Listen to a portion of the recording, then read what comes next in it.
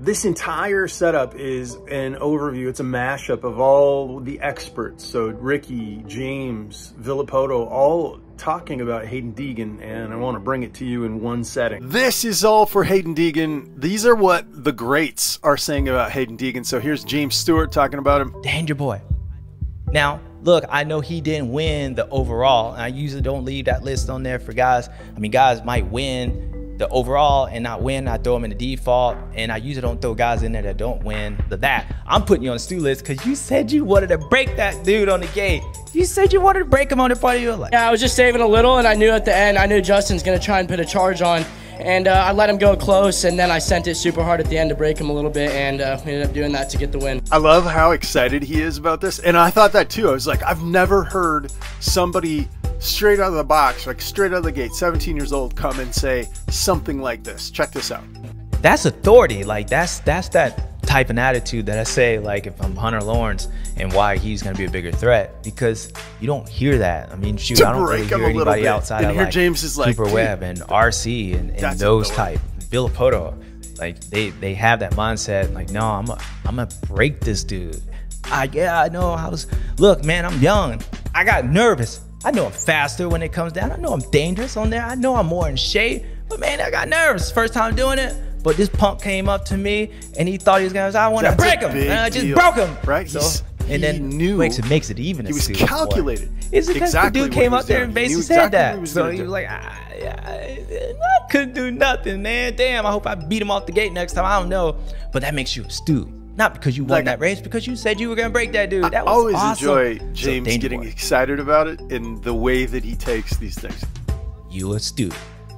All right, people, my next list. You know, when I see Haiden Deegan, I see someone like you, your rookie year when you came out from the number 51, and then you find a way, and it's still early. He's got some growing to do, and I think he'll make some mistakes like you talked about, but you don't want to get this guy to catch fire. And RV, you know it better than anybody because you lived it. Once you learned how to win, that first season when you got your championship, you're hard to beat, dude. You know what I mean? Somebody said that, and I said, look, dude, I said, if Hayden's ever going to have call it a rookie learning year and come out talking to Ryan Villapoto, and both of these guys, they have 24 titles between them. Think about that, 24 titles between the two guys next year, and they both these guys are going to have to be on the game. I know Joe's going to still be in the class, switching teams over to Honda. Hugging his dad. But man, the way Hayden's riding and the races that he's going to get under his belt, and man, let's face it, he's a pretty good starter, and he's able to make moves on guys. And I think next year, like I said, I was telling somebody at the race this weekend, next year, I'd bet money on it between Supercross and Motocross. He wins one of them.